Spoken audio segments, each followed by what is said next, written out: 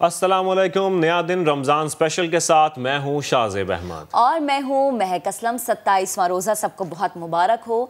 नाज़रीन, प्रोग्राम का आगाज़ करेंगे और आगाज़ में हम दुनिया के उस हिस्से, उस जगह, उस खित्ते की बात करेंगे जहाँ पर दहशतगर्दी और बेहिसी की इंतहा हो गई। फ़लस्तीन, बल्कि मकबूजा फ़लस्तीन की मैं बात कर रही हूँ। ऐसी जगह जहाँ के मुसलमानों ने ऐसी आज़ान सुनी, ऐसी नमाज़ पढ़ी जो कि अल्लाह ताला ज़िंदगी में कभी किसी को पढ़नी नसीब ना फरमाए, कि जब वो नमाज़ पढ़ रहे थे उन पर जिस तरह से हमला किया गया, सेहूनी फ़ौजियों ने जिस तरह से उन्हें निशाना बनाया, जिस तरह से उनका खून बहाया गया, उन पर शेलिंग की गई, उन पर बुलेट्स बरसाए गए, उसकी मिसाल हमें कहीं नहीं मिलती। हम जो मनाजिर आपको इस वक्त दिखा रहे हैं उससे बखूबी अंदाज़ा आप लगा सकते हैं किस तरह से सेहूनी फ़ौज मस्जिद अक्सा में दंदनाती नज़र आ रही है। निहत्ते फ़लस्तीनियों पर गोलियां बरसाई जा रही हैं, हैंड ग्रेनेड फेंके जा रहे हैं, शदीद शेलिंग हो रही है।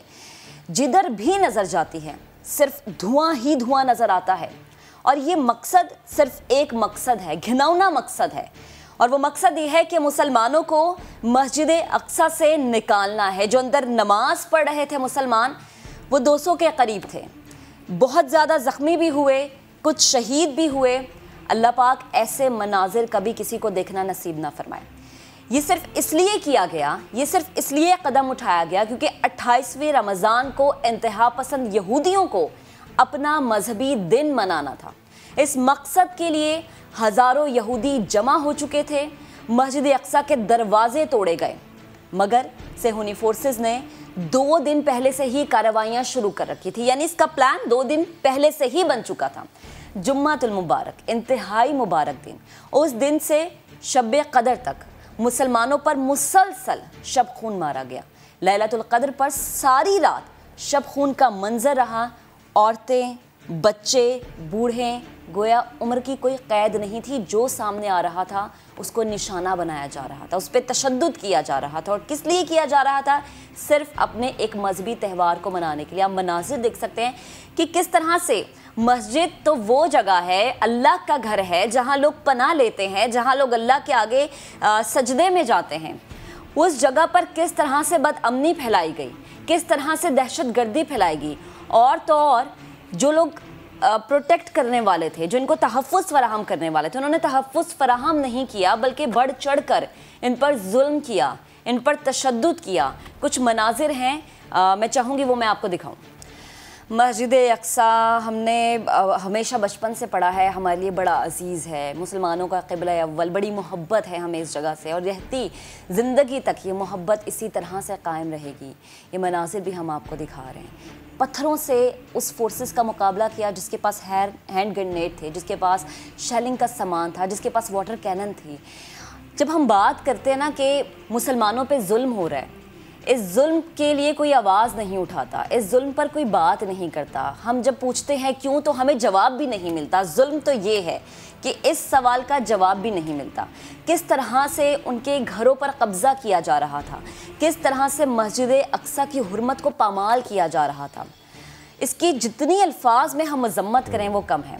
पाकिस्तान की तरफ से भी मज़म्मत की गई, टर्की की तरफ से भी मज़म्मत की गई, लेकिन शायद मुझे ये लगता है कि अब मज़म्मत काफ़ी नहीं है।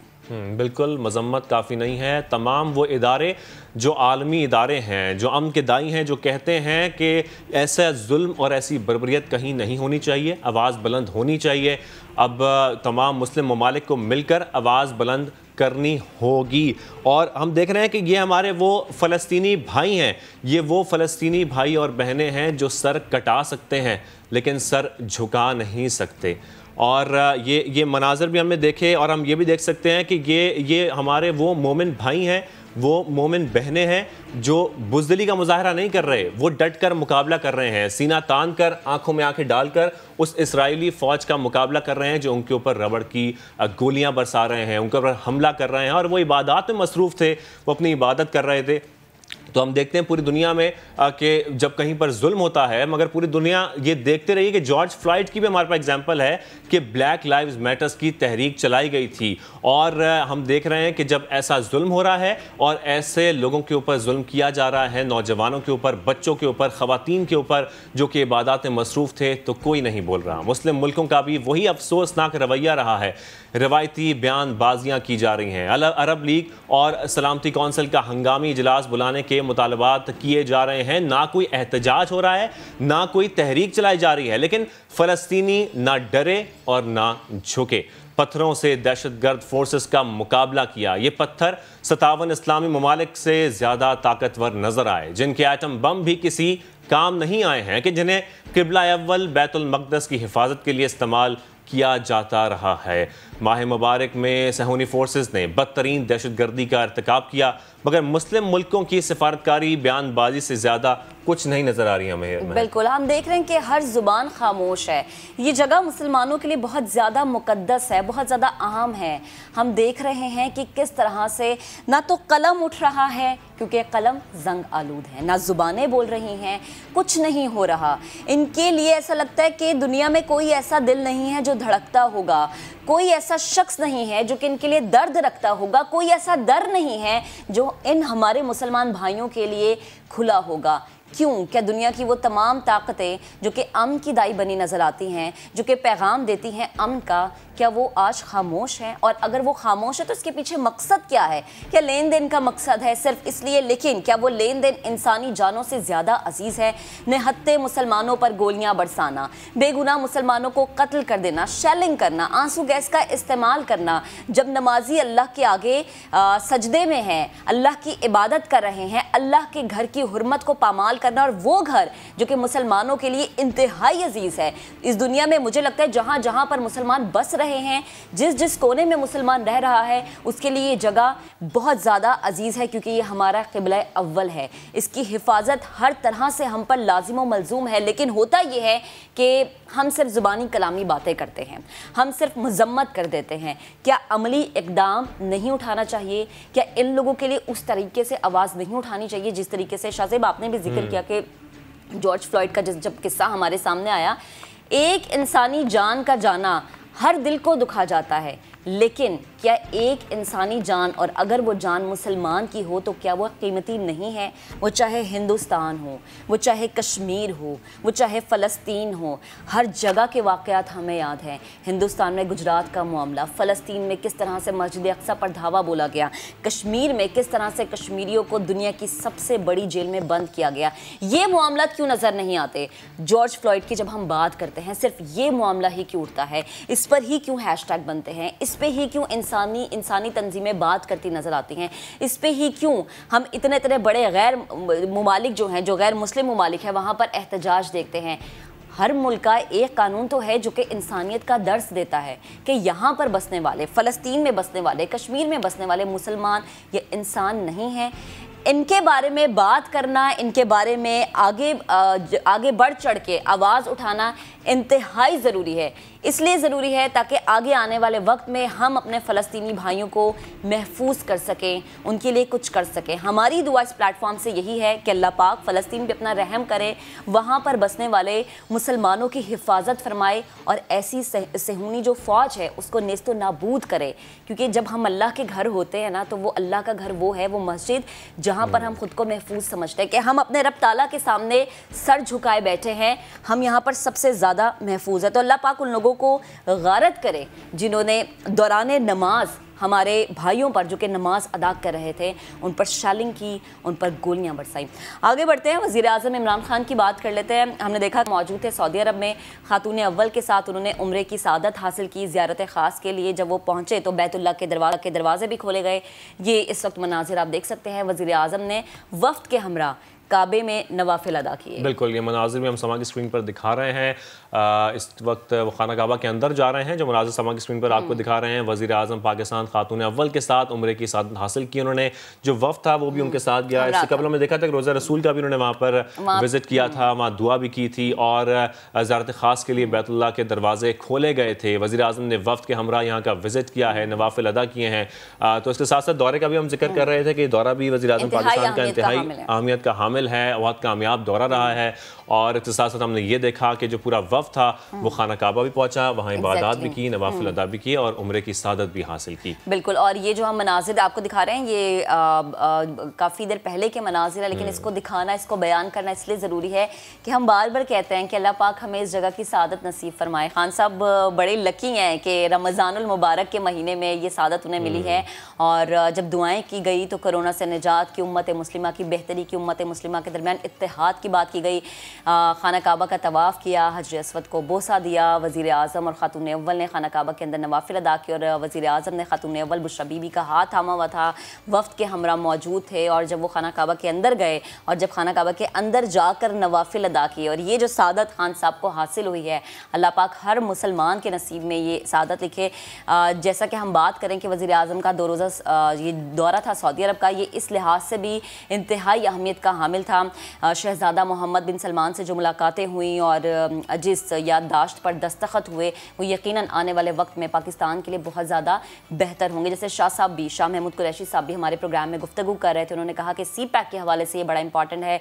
इसके अलावा आने वाले जो तरक्याती प्रोजेक्ट्स हैं इनके हवाले से भी बड़ा ज़्यादा अहमियत का हामिल है। तो खान साहब का ये 2 रोज़ा दौरा जिसमें उन्होंने माशाल्लाह उम्रे की सादत, हमने वो मनाज़िर भी देखे कि सर झुकाए, जूते उतारे और मदीना मुनव्वरा में बड़ी आजिज़ी के साथ, बिल्कुल नंगे पाँव कदम रखे, वो मनाज़िर भी हमने देखे बहुत ही आजिज़ी के साथ। तो ये दौरा भी कामयाब रहा और उसके साथ साथ वज़ीर आज़म पाकिस्तान ने खातून अव्वल के साथ उम्रे की सादत हासिल भी की। और इसके साथ साथ आपको ये भी बताएं कि आपका वज़ीर आज़म आपके साथ है, ये कहा सेनेटर फैसल जावेद ने अपने ट्वीट में। वज़ीर आज़म एक बार फिर फ़ोन पर आपके साथ बराह रास्त बात करेंगे। इमरान खान कल 1:30 बजे सवालात के जवाब के वज़ीर आज़म की बातचीत TV, रेडियो, डिजिटल मीडिया पर नशर की जाएगी। इससे कबल हमने देखा था कि वज़ीर आज़म पाकिस्तान ने गुफ्तगू की थी, मुख्तलिफ फ़ोन कॉल्स आई थी, पाकिस्तान भर से फ़ोन कॉल्स आई थी और जितने लोगों के सवालात थे उसके जवाबात वज़ीर आज़म पाकिस्तान ने खुद दिए थे और वो मुतमईन थे उनके जवाबात से, जितने भी उनके सवालात थे। तो हमने देखा था कि उसके बाद उसका टाइम बढ़ा दिया था, लेकिन हमने भी सवाल बहुत ज़्यादा थे। किसी ने घबराने की इजाज़त भी मांगी थी खान साहब से, मांगी थी, लेकिन खान साहब ने फिर कहा था कि आपको घबराने की ज़रूरत नहीं है। तो बड़ी अच्छी बात है और ये हमारे मुल्क में बड़ी तारीखी चीज़ें अब ऐसा होना शुरू हो गई हैं खान साहब के वक्त में कि जब बराह रास्त आवाम से बात की जाए और एक अच्छे लीडर की मेरे नज़दीक निशानियाँ यही है कि आप आवाम में अगर नहीं जा सकते तो किसी ना किसी तरीके से आप आवाम से बातचीत करना शुरू कर दें कि एटलीस्ट आपकी आवाम को एक तसल्ली मिल जाए, एक हौसला मिल जाए। और फैसल जावेद का जो ट्वीट है जिसमें उन्होंने लिखा है कि आपका वज़ीर आज़म एक दफ़ा फिर से आपके साथ होगा और जो ये गुफ्तगू होगी, ये टेलीफोनिक जो बातचीत होगी, इसको TV पर, रेडियो पर, डिजिटल मीडिया पर नशर किया जाएगा ताकि आवाम को बड़े अच्छे तरीके से अंदाज़ा हो सके कि लोगों को, पाकिस्तानियों को खान साहब से क्या क्या शिकायत हैं। महंगाई अपनी जगह, लेकिन इसके अलावा जो दीगर मामलात हैं उन पर भी बात करना बेहद ज़रूरी है। बिल्कुल बेहद ज़रूरी है। तो हम देख रहे हैं कि ये वज़ीर आज़म पाकिस्तान फ़ोन कॉल्स अटेंड करेंगे और इसके साथ साथ तमाम जो लोग हैं जिनके सवालात हैं उसके जवाबात भी देंगे।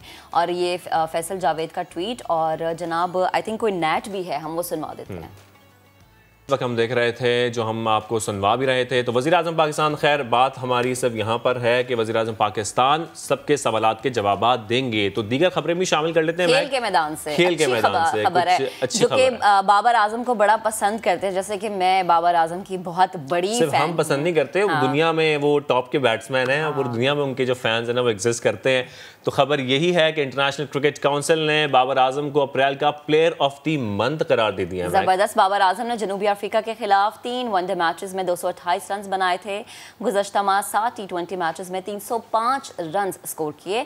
वनडे के नंबर 1 बैट्समैन का एजाज़ भी उन्होंने हासिल किया है। प्लेयर ऑफ द मंथ की नामजदगी में फ़खर जमान और नेपाल के कौशल भरताल भी शामिल है। Babar Azam ICC player of the month करार पाए हैं और बाबर आजम ने जनूबी अफ्रीका में 3 वनडे में 228 रन बनाए थे। और बड़ी अच्छी बात है, जैसे कि हम बार बार बात करते हैं बाबर आजम, जब बाबर आजम के करियर का हम बात करते हैं कि उनका करियर, तो आप देखिए जब उन्होंने स्टार्ट किया तो वो क्या थे और आज जब वो जिस मकाम पर है लोग इनकी मिसालें देते हैं कि आपने कोशिश हमेशा जारी रखनी है। बिल्कुल, पहले टॉप बैट्समैन हम विराट कोहली को भी देखते थे, लेकिन उसके बाद जब से बैट्समैन हमारे बाबर आजम आए हैं तो तमाम जो बैट्समैन है ना वो ऐसे क्रिकेट लवर्स के लिए बड़ी अच्छी खबर है जनाब। ये आगे बढ़ते हैं और आगे बढ़ते हुए हम आपको बताएं उन लोगों के लिए जिनको छुट्टियों का बड़ा शौक है, उनके लिए खबर ये, कोरोना वायरस की तीसरी लहर, UAE ने पाकिस्तानी मुसाफिरों पर आर्जी पाबंदी आयद कर दी। यानी जिन्होंने टिकट कटवा ली थी अब वो थोड़ा सा घर में सुकून कर जाएं, क्योंकि अब आप जा तो सकते नहीं हैं, घर ईद पे मना लें, घर वालों के साथ मना लें। हमें ज्वाइन किया है शहजाद अली ने हमें ज्वाइन किया। शहजाद बताएगा इसकी डिटेल्स। जी मैं बिल्कुल, कोरोना वायरस की तीसरी लहर के पेश नजर UAE ने जो पाकिस्तानी मुसाफिर हैं उन पर आर्जी पाबंदी लगा दी है। पाबंदी का notification general civil aviation authority UAE की जानिब से जारी किया गया है। जिन ममालिक पर पाबंदी अभी आयद की गई है आज के नोटिफिकेशन के मुताबिक उनमें पाकिस्तान, बांग्लादेश, श्रीलंका और नेपाल शामिल है। पाबंदी का इतलाक जो है वो 12 मई से होगा। सिफारती एहलकार और खुसूसी तैयारों को इस पाबंदी से इस्तिस्ना होगा। सिफारती एहलकारों को मलेशिया UAE में 14 दिन के लिए करंतना भी करना होगा, ऐसा बताया गया है नए नोटिफिकेशन के मुताबिक। और बिल्कुल आप जैसे आप बता रही हैं कि जो लोगों ने सीट्स करवाई थी UAE जाने के लिए वो अब आराम से ईद पाकिस्तान में ही मना लें और उसके बाद जो है वो वापस जा सकेंगे UAE में। ठीक है, अभी आराम तसल्ली से पाकिस्तान में ईद मनाएं। शहजाद हमें अपडेट कर रहे थे, पाबंदी का इतलाक 12 मई से होगा। बेहद शुक्रिया आपका। तो बात जैसा कि हो रही है कि मुल्कों पर आर्जी पाबंदियां भी लगाई जा रही हैं, लेकिन दूसरी तरफ हम देख रहे हैं कि कोरोना के वार भी बढ़ते जा रहे हैं और ये करना ज़रूरी है। एक दिन में मज़ीद 78 अफराद जान से गए। पाकिस्तान में मजमूई अमवात की तादाद 18,993 हो चुकी है, जबकि 3,447 नए केसेस भी रिपोर्ट हुए हैं। और पंजाब में कोरोना केसेस में आहिस्ता आहिस्ता कमी हो रही है। लाहौर और गुजरांवाला की तफसील भी हम जानेंगे। जैसे कि आपको बता रहे हैं, हम महक अब देख रहे हैं कि जैसे कि लॉकडाउन की तरफ हम गए तो उसके बाद जो केसेस है उनमें कमी आ रही है, जो केसेस हैं वो कम हो रहे हैं। जैसे हम देख रहे हैं कि एक दिन में मजीद 78 अफराद जान से गए हैं और यकीनन ये भी अफसोसनाक है। लेकिन इसके साथ साथ हमारा ये कहना भी ज़रूर होगा कि गुज़िश्ता दिनों हम देख रहे थे कि तकरीबन 150 के करीब अमवात पहुँच चुकी थी। तो हम ये कह सकते हैं कि लॉकडाउन के बाद इनमें कमी आ रही है, अमवात कम हो रही हैं। तो शाहीन मिशाल जो हैं उनसे हम मजीद जान लेते हैं उनकी रिपोर्ट में, वो आपको दिखाते भी हैं। पंजाब में कोरोना का ग्राफ आहिस्ता आहिस्ता नीचे आने लगा है। गुज़िश्ता 24 घंटों में 20 अमवात रिपोर्ट की गई हैं, जबकि लाहौर शहर की अगर बात की जाए तो लाहौर में कोरोना के तशवीशनाक मरीजों में 25% कमी वाक़या हुई है। कोरोना के इससे पहले मस्बत शरह की जो तादाद थी वो 29% थी, जो कि कम होकर 15% रह गई है। लाहौर के अस्पतालों की अगर बात की जाए तो शहर में 2 हफ्ते कबल वेंटिलेटर्स 95%, जबकि ऑक्सीजन बेड्स जो हैं वो 78% भर चुके थे। अब महकमा सेहत की रिपोर्ट के मुताबिक 71% वेंटिलेटर्स, जबकि ऑक्सीजन बेड्स 36% तक भरे हुए हैं। लाहौर के सरकारी और निजी अस्पतालों में इस वक्त कोरोना के 930 मरीज ज़ेरे इलाज हैं, जबकि वेंटिलेटर पर 230, ऑक्सीजन बेड पर 493 मरीज ज़ेरे इलाज हैं। हलाकतों की बात की जाए तो लाहौर में 24 घंटों में कोरोना की 5 हलाकतें हुई हैं। पंजाब के दीगर शहरों की सूरत हाल बताएं तो गुजरांवाला में सबसे ज़्यादा 79% वेंटिलेटर्स पर कोरोना के मरीज़ मौजूद हैं, जबकि 51% ऑक्सीजन बेड्स कोरोना के मरीजों के ज़ेरे इस्तेमाल हैं। कोरोना की बिगड़ती सूरत हाल फिलहाल तो काबू में होती नज़र आ रही है, मगर गुज़िश्ता दिनों में जिस तरीके से बाज़ारों में ख़रीदारों का रश नज़र आया, अस्पतालों में कोरोना के मरीजों का बोझ एक बार फिर बढ़ सकता है। मगर महकमा सेहत के हुकाम के मुताबिक ईद से कबल इस 8 रोज़ के लॉकडाउन से कोरोना की तीसरी लहर को तोड़ने में मदद मिलेगी। तो जनाब शाहीन की रिपोर्ट हमने आपको दिखाई। ज़रा वफाकी दारुल हुकूमत का रुख करते हैं। वहाँ के लोगों के लिए अच्छी खबर है, कोरोना केसेस की शरह में अब कमी आना शुरू हो गया अल्हम्दुलिल्लाह। इस वक्त 383 मरीज़ अस्पतालों में ज़ेरे इलाज हैं। मज़ीद बात कर लेते अपनी नुमाइंदा अरहम खान से। अरहम, बड़ी अच्छी खबर है ये, काफ़ी दिनों के बाद हमने ये खबर पढ़ी है कि जनाब केसेस में कमी आना शुरू हो गई है। आपके पास क्या डिटेल्स हैं? इस्लामाबाद में कोरोना की जो सिचुएशन है उस हवाले से बात करें तो 26 मार्च से 2 मई तक पॉजिटिविटी रेशो इस्लामाबाद में 9.24% रहा और ये पॉजिटिविटी रेशो कम होकर 3 से 9 मई के दरमियान 7.78% पर आ गया। गुज़िश्ता 24 घंटों के दौरान इस्लामाबाद में 226 जो हैं केसेस सामने आए, 2816 टेस्ट किए गए। इस तरह से पॉजिटिविटी रेशो है वो 8.03% बनता है। रिकवरीज इस्लामाबाद में 67,025 हैं, एक्टिव केसेस 10,460 हैं। इस तरह जो हस्पताल उनमें भी दबाव में कमी आई है। 383 मरीज़ मुख्तलिफ अस्पतालों में अभी ज़ेर इलाज हैं। 214 का ताल्लुक इस्लामाबाद से है जबकि 169 गैर मकामी हैं। 909 बेड्स मुख्तलिफ अस्पतालों सरकारी और निजी में कोरोना मरीजों के लिए मुख्तस किए गए हैं। 335 मरीज़ इस वक्त ऑक्सीजन बेड्स में मौजूद हैं। 193 का ताल्लुक इस्लामाबाद से जबकि 142 गैर मकामी हैं। वेंटिलेटर्स इस्लामाबाद में 128 कोरोना मरीजों के लिए मुख्तस किए गए थे। 48 पर इस वक्त मरीज़ मौजूद हैं जबकि 80 वेंटिलेटर्स इस वक्त खाली हैं। अब कुछ बात करें इस्लामाबाद के जो मुख्तलिफ अस्पताल हैं, ख़ास तौर पर सरकारी, तो पिम्स ने कुछ अर्सा पहले तक मरीज़ों के लिए गुंजाइश बिल्कुल ख़त्म हो गई थी, लेकिन अब जो है वो दबाव में थोड़ी सी कमी आई है। पिम्स में 230 जो बेड्स हैं वो कोरोना मरीज़ों के लिए मुख्तस हैं। 119 पे मरीज़ इस वक्त मौजूद हैं और 111 बेड्स खाली हैं। पोली क्लिनिक 47 बेड्स मुख्तस हैं, 18 पे मरीज़ मौजूद हैं और 29 बेड्स अभी खाली हैं। जो IHITC है चकशज़ाद में उसके लिए उसमें 140 जो हैं वो बेड्स कोरोना मरीज़ों के लिए मुख्तस हैं। 70 पर मरीज़ मौजूद हैं और 70 ही बेड्स खाली हैं। सीडिया अस्पताल उसमें 59 बेड्स मुख्तस हैं, 24 पर इस वक्त मरीज़ मौजूद हैं और 35 बेड्स खाली हैं। जी तो मुस्बत केसेस की शरह रही है। अरहम खान हमें ये बता रही थी, ये अच्छी खबर आ रही थी दारुल हुकूमत इस्लामाबाद से, लेकिन ये अच्छी खबर सिर्फ इस्लामाबाद से नहीं आ रही, खैबर पख्तूनख्वा से भी आ रही है, जहां मुस्बत केसेस की शरह 14% से कम होकर 7.8% हो गई है। तो केसेस में कमी आ रही है, मुस्बत केसेस में कमी आ रही है। इसी पर तफसील जान लेते हैं अपने नुमाइंदे सज्जाद हैदर से। जी सज्जाद, क्या डिटेल्स हैं आपके पास? जी बिल्कुल, अगर हम खैबर पख्तूनख्वा में कोरोना के केसेस की बात करें तो लॉकडाउन के समरात आना शुरू हो गए हैं। अगर हम इन्फेक्टेड पीपल की बात करें तो जो शरह जो है 14% पर जा रही थी खैबर पख्तूनख्वा में कोरोना से मुतासर अफराद की, वो जो है कम होकर 7.8% तक जो है पहुँच चुकी है। इसी तरह जो योमिया अमवात के फिगर जो है कि 42 के करीब जा रहे थे, डेली रिपोर्ट होते थे, अब वो कम होकर 27 जो है रह गए हैं। इसके साथ साथ अभी भी तकरीबन 9,000 के करीब जो है एक्टिव केसेज जो है खैबर पख्तूनख्वा में मौजूद है। और अगर हम साथ ही साथ वेंटिलेटर्स की बात करें तो वेंटिलेटर जो है खैबर पख्तूनख्वा में 344 के करीब वेंटिलेटर्स हैं, जिसमें जो है 274 जो है सिर्फ इस टाइम जो है खाली है, जबकि 27 जो है इस्तेमाल हो रहे हैं। और इसी तरह ऑक्सीजन फ़्लो या हम ICU की बात करें तो वो भी उसका भी तनासुब जो है इसी तरह है, उसमें खातिर ख्वाह कमी देखने में आई है। तो कोरोना में जो है लॉकडाउन जो हुकूमत की जानिब से लगाया गया था, उसके बाद जो है अभी कोरोना के मरीज़, मुतअस्सिर अफराद और हॉस्पिटल्स में भी जो है काफ़ी कमी देखने में आ रही है। ठीक है सज्जाद, आपका बेहद शुक्रिया। KPK के बाद रुख करते हैं सिंध का, जहां 24 घंटे में 14,486 टेस्ट किए गए। बहुत बड़ा सूबा है ये पाकिस्तान का, और जो ये टेस्ट की शरह हमने बताई है इसमें से 974 नए केसेस रिपोर्ट हुए हैं। गुज़श्ता 24 घंटों की अगर मैं बात कर लूँ तो गुज़श्ता 24 घंटों में 16 अमवात रिपोर्ट हुए हैं। कोरोना सिंध में बढ़ रहा है, अपने पंजे तेज़ी से गाड़ रहा है, लेकिन यहाँ की गवर्नमेंट ने, सिंध गवर्नमेंट की जानिब से एक बड़ा काम किया गया है। यहाँ बड़े शहर के लिए बड़ी सहूलत दी गई है। कराची में पाकिस्तान का सबसे बड़ा, पूरे पाकिस्तान का, पूरे मुल्क का सबसे बड़ा ये वैक्सीन सेंटर है जो कि कायम किया गया है। वैक्सीन सेंटर में मौजूद तफसीली जायजा लेने के लिए राबता करते हैं अपने नुमाइंदे। और हम ये भी ऐड करते हैं कि यहाँ पर 1 लाख वैक्सीन पर डे का टारगेट किया गया है, तो इस लिहाज से भी ये सबसे बड़ा वैक्सीन सेंटर है। और मुदस्सिर नज़ीर ने इस पर क्या तैयार किया है वो आपको दिखाते हैं। कोरोना से बचाव के लिए कराची में पाकिस्तान का सबसे बड़ा वैक्सीन सेंटर दिया गया है। इस एक्सपो सेंटर में रोजाना कितने अफराद को वैक्सीन लगाई जाएगी और उन्हें क्या क्या सहूलियत दी जाएंगी, आइए आपको दिखाते हैं।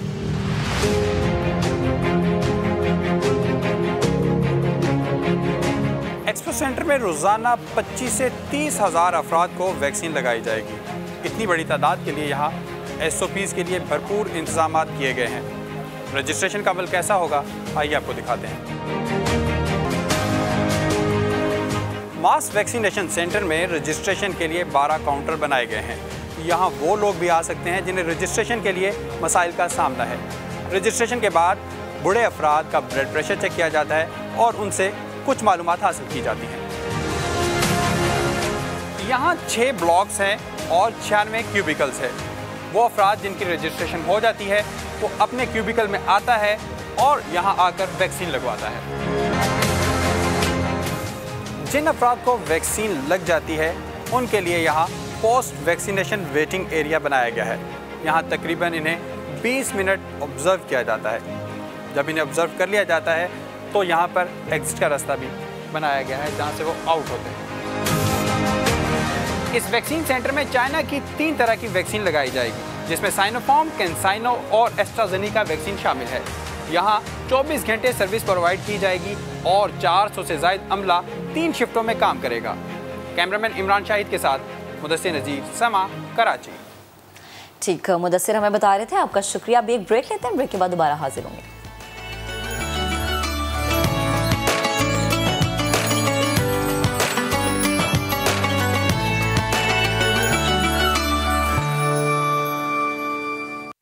Welcome back. तो जी अब खबर है पड़ोसी मुल्क भारत से, जहां मुंबई में 2 अफराद को गिरफ्तार किया गया है। लेकिन ये गिरफ्तारी चोरी में तो हुई है, लेकिन ये किसी मोबाइल चोरी करने की वजह से या मोटरसाइकिल चोरी करने की वजह से नहीं हुई।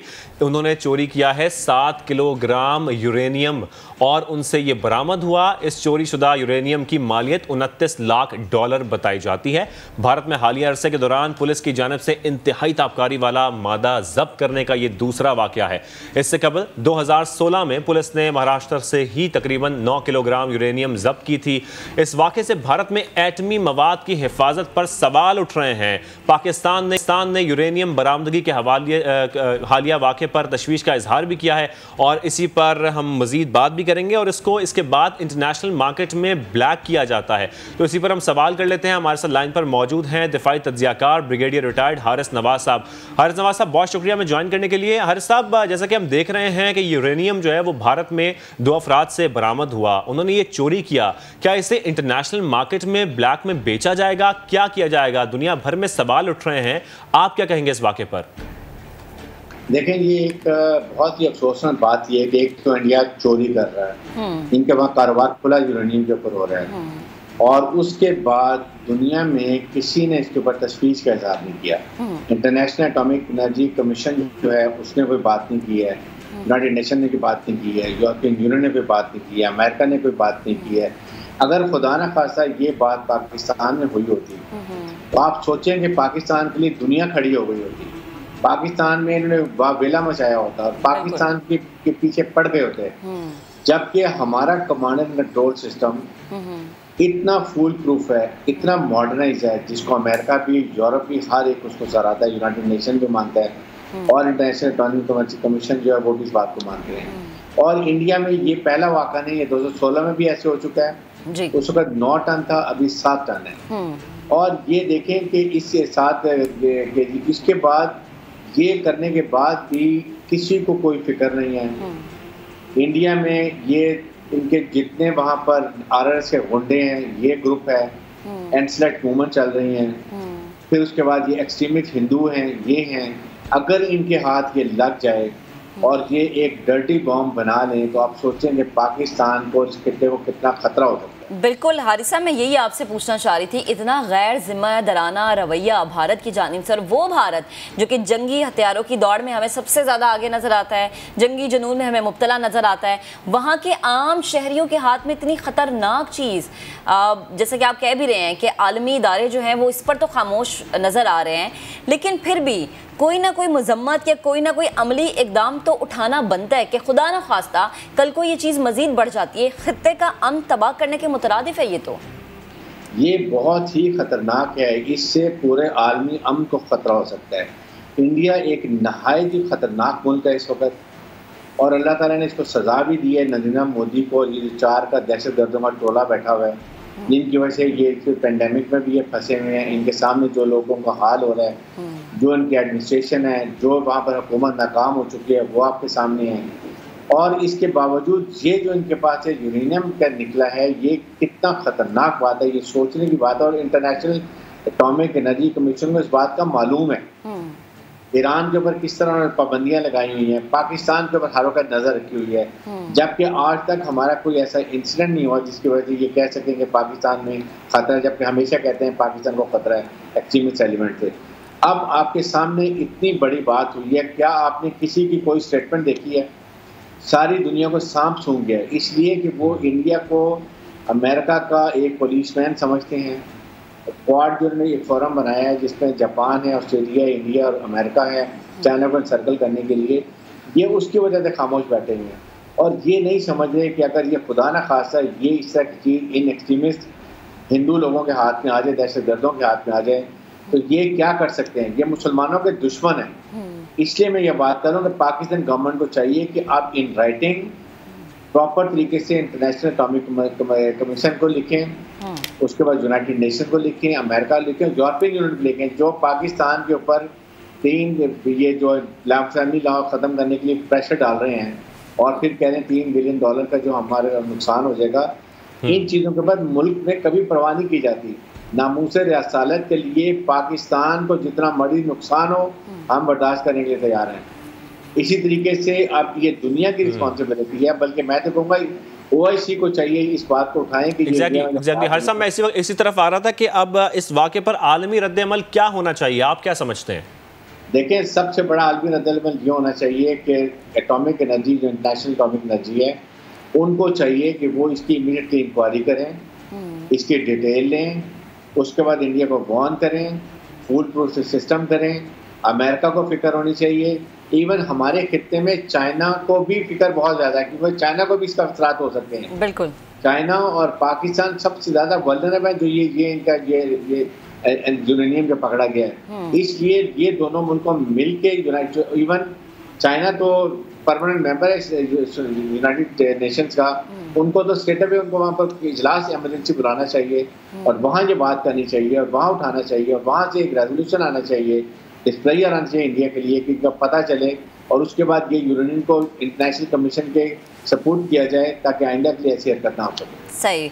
और ब्रिगेडियर साहब आप बिल्कुल सही दुरुस्त फरमा रहे थे कि जो आलमी इदारे हैं उनका खामोश रहना कितना ख़तरनाक साबित हो सकता है, लेकिन फिर हम इन आलमी इदारों को क्या कहें जो फ़लस्तीन जैसे मामले पर खामोश रह जाते हैं और भारत तो फिर अमेरिका की जितनी आशीर्वाद उन्हें हासिल है वो हम सबके सामने। मैं चाहूँगी एक लास्ट कॉमेंट ज़रा फ़लस्तीन के हवाले से भी मैं आपके लिए आपका लूँ क्योंकि बड़ी गहरी नज़र होती है इन मामलों पर आपकी। फ़लस्तीन में जो इस वक्त तबाही मची हुई है, आलमी इदारों को इस पर खामोश रहना ये भी तो एक पैगाम ही है। देखें, वजह यह है कि अमेरिकन की उनको खुला इजाज़त है, वो रोग स्टेट है, वो सिर्फ उन्होंने ये सब कुछ दहशत की हरासमेंट की है कि ये पैलेस्टीनियन बेचारे ईस्टर्न जेरूसलम से चले जाएं क्योंकि ये अभी इनका कोर्ट में केस चल रहा है, कोर्ट का फैसला आने वाला है, उसकी वजह से ये परेशान है कि ये चाह रहे हैं कि पैलेस्टीनियों को यहाँ से निकाल दें और यहाँ पर जरूरी सेक्टर्स को यहाँ पर ले आया जाए ताकि आहिस्ता आहिस्ता इनको जेरूसलम निकाल दिया जाए और इनके लिए जगह तंग कर दी जाए। ये वजह है, लेकिन दुनिया की बेहिसी देखने वाली बात है। फ्रांस ने, जर्मनी ने, इन्होंने एक बात ये कह दी हम मजम्मत करते हैं, जबकि ऐसी चीज़ के लिए यूनाइटेड नेशंस किस लिए बनाई गई हैं? वहाँ पर मजलूमों का हक तलफी को ख़त्म करने के लिए ऑर्गेनाइजेशन है, पर झगड़े लड़ाई जो मुल्कों में होते हैं उनको रेजोल्यूशन ख़त्म करने के लिए ये बातें हैं, लेकिन वो अपनी अफादियत खो चुकी है और सिर्फ अभी टूल बन चुकी है बड़ी पावर्स का। इस पर जब तक मुसलमान इकट्ठे नहीं होगा, OIC इकट्ठी नहीं होगा, प्राइम मिनिस्टर पाकिस्तान ने बड़ी कोशिश की है कि इनको सबको इकट्ठा किया जाए, अभी बात भी करके हैं इस्लामोफोबिया के बारे में भी। आई थिंक वहाँ से जब तक ये बात नहीं होगी इस मसले का हल नहीं होगा। और हारिस साहब इसके लिए सबसे ज़्यादा ज़रूरी है कि तमाम मुस्लिम ममालिक इकट्ठे हों, उनका एक पेज पर होना बेहद ज़रूरी है। बहुत शुक्रिया, आप हमारे साथ गुफ्तगू कर रहे थे और जो भारतीय मामलात थे और जिस तरह से फ़लस्तीन के मामलात थे उस पर आपका कमेंट बेहद शुक्रिया। आगे बढ़ते हैं, आगे बढ़ते हुए ज़रा मौसम की बात कर लेते हैं। मौसम बड़े रंग बदलता है, लेकिन ईद पर मौसम कैसा होगा ये सबका सवाल है। गर्मी होगी, बारिश होगी। पंजाब वालों के लिए तो अच्छी खबर है, जिन्होंने पंजाब में ईद करनी है वो ज़रा ठंडे और खुशगवार मौसम में ईद अपनी करेंगे। पंजाब के मुख्तलिफ इलाकों में गरज चमक के साथ बारिश की पेशगोई की जा रही है। कराची का मौसम कैसा होगा, क्या यहाँ गर्मी होगी या फिर मौसम यहाँ पर थोड़ा सा मेहरबान होगा? हमारे वेदरमैन जवाद मेमन हमें ज्वाइन कर चुके हैं। जवाद, बेहद शुक्रिया आपके वक्त का। जरा सबसे पहले हम पंजाब की बात कर लेते हैं। कहा यह जा रहा है, इत्तलात ये हैं कि ईद पर पंजाब के कुछ इलाके ऐसे हैं जहाँ पर ज़्यादा बारिश होगी। आप बता सकते हैं कौन से शहर है पंजाब के ऐसे जो कि बारिश की जद में आएंगे ईद पर, जहाँ पर मौसम अच्छा होगा? जी अस्सलाम वालेकुम। बिल्कुल कुछ ऐसा ही है महक के अभी जो है ईद पे आने वाले जो दिन है इसमें एक और मगरबी हवाओं का सिस्टम जो है वो केपी के और पंजाब को इफेक्ट करेगा। पंजाब के इलाकों के वाले से आपने बात करी तो तकरीबन पंजाब के इलाकों में जो है वो काफी अच्छी बारिशें नजर आ रही है, गरज चमक के साथ बारिश नजर आ रही है। इसमें जो अपर पंजाब और सेंट्रल पंजाब के जो रीजन है, लाहौर, इस्लामाबाद और रावलपिंडी, इनके आसपास के जो रीजन हैं यहाँ पे काफी अच्छी बारिशें और कुछ इलाकों में जो है वो ज्यादा बारिश भी हो सकती है। अच्छा, ये भी कंफर्म कर दे कि ईद के दौरान लाहौर में बारिश होगी? जी शाजिब भाई, काफी हद तक पॉसिबिलिटी है कि ईद के दौरान भी, ईद के दिनों में, ईद की छुट्टियों में भी जो है लाहौर और उसके आसपास के एरियाज में जो है वो बारिश पॉसिबल। अच्छा जवाद, अब ज़रा हम कराची की अगर बात करें, कराची वालों पे क्या सीन है? थोड़ी सी बारिश बरसेगी या फिर यहाँ पर मौसम ज़्यादा गर्म होगा? देखिए मैं कराची का जो आने वाले जो कुछ दिन है उसमें थोड़ा सा ट्रिकी मौसम रहेगा। इसकी वजह ये कि आज और अगले 1-2 दिन तक जो है वो काफी बेहतर मौसम है अल्हम्दुलिल्लाह। सी ब्रीज जो है वो काफी अच्छी चल रही है, तकरीबन 30 से 40 किलोमीटर के आसपास जो है हवाएं चल रही है। शहर में ओवरऑल जो है वो काफी बेहतर मौसम है। अच्छा। लेकिन ईद के तीसरे दिन से जो है हम कह सकते हैं कि एक शॉर्ट टर्म हीट वेव आने का इम्कान है। इसकी वजह यह है कि बहरे अरब में जो है अभी एक पॉसिबल समुद्री तूफान बनता हुआ नजर आ रहा है। ये अभी कंफर्म नहीं है, ऐसे मजीद 2 से 3 दिन लगेंगे कंफर्म होने में। लेकिन जो अब तक के जितने भी जो फोरकास्टिंग मॉडल्स हैं वो बहरे अरब के पास जो है वो एक समुद्री तूफान बनता हुआ दिखा रहे हैं, जिसकी वजह से अगर ये तूफान बनता है तो ये डायरेक्टली लिंक होगा कराची में अगले कुछ दिनों में आने वाली हीट वेव के ऊपर। साथ ही साथ अगर ये तूफान अपने उसी ट्रैक पे मौजूद रहता है जो अभी तक नजर आ रहा है और अभी तक जो भी प्रेडिक्शन नजर आ रही हैं, तो ये भी हो सकता है कि इस हीट वेव के फौरन बाद जो है कराची समेत पाकिस्तान की जो साहिली पट्टी है इसमें काफी अच्छी बारिश हो जाए। लेकिन ये दोनों चीजें जो है आने वाले समुद्री तूफान के ऊपर निर्भर करती हैं, जो कि अभी तक नहीं बना है। लेकिन अभी चांसेस यही है, नजर आ रहा है। हाँ, अभी चांसेस यही है कि हीट वेव बहुत करीब है और ईद के तीसरे दिन ये हीट वेव जो है वो कराची वालों के लिए आ सकती है। यानी ईद थोड़ी सी जो है ना कराची वालों की वो होगी। जवाब बेहद शुक्रिया आपका, आप हमारे साथ मौजूद थे। अभी एक ब्रेक ले लेते हैं, ब्रेक के बाद हाजिर होंगे।